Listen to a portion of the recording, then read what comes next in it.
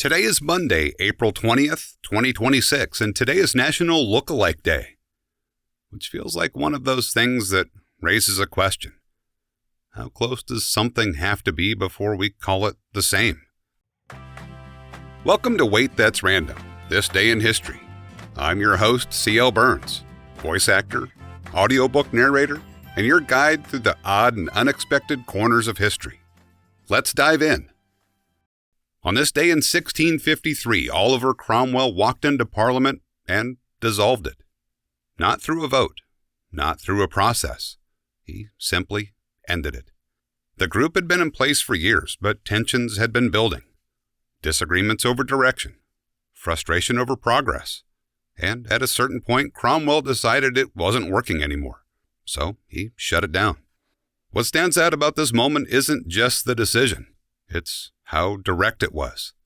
No slow transition, no gradual shift, just an ending. Because sometimes change doesn't happen over time.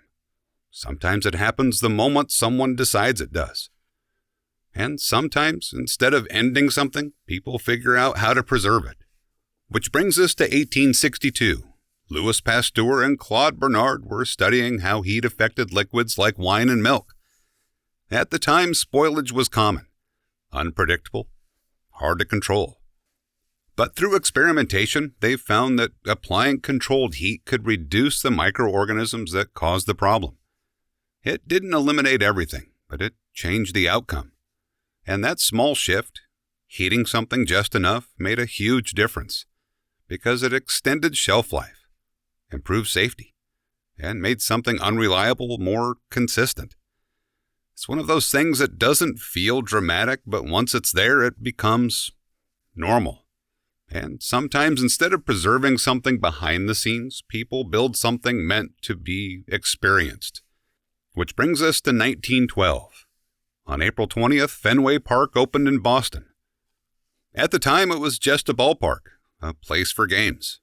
But over time, it became something more, not because of the structure itself, but because of what happened inside it. Games, moments, history building over time. And that's what turns a place into something recognizable. Not how it starts, but how it's used. Because some things don't become meaningful all at once. They become meaningful through repetition. And while some moments are defined by actions or places, others are defined by the way people carry themselves within them. Which brings us to a birthday today.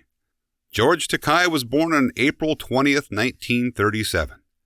He is known for his work as an actor, but also for the way he communicates. Clear, direct, and often with a sense of perspective shaped by experience. And sometimes that's what stands out, not just what someone does, but how they choose to express it. It raises a question about how change actually happens. Sometimes it's immediate. A single decision and everything stops. Sometimes it's gradual. A small adjustment that quietly improves things over time. And sometimes it's something that builds until it becomes part of how people experience things every day. Not the same kind of moment, but something about the way they take hold feels familiar. Anyway, those are a few of the things that stood out as I went through April 20th. Stop by tomorrow and we'll see what the next day decides to bring.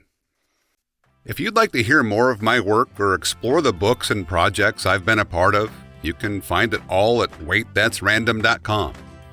I'm C.L. Burns, and I appreciate you stopping by. I'll see you tomorrow.